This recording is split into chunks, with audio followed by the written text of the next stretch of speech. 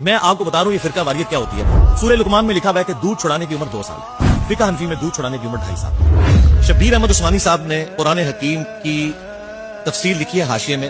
شبیر احمد عثمانی صاحب وہ ہیں جنہوں نے محمد علی جناح بان کے پاکستان کا جنازہ پڑھایا. انہی کی نسبت سے تقی عثمانی صاحب کا نام عثمانی صاحب جوڑا گیا. ٹھیک, اتنی بڑی اوورسائٹ ہے. انہوں نے سورہ لقمان کی تفسیر میں لکھا کہ قرآن میں تو لکھا ہے کہ 2 سال, لیکن امام حنیفہ اور حنفیوں کے نزدیک یہ عمر 2.5 سال. ہو سکتا ہے امام حنیفہ کے پاس بھی کوئی دلیل ہو.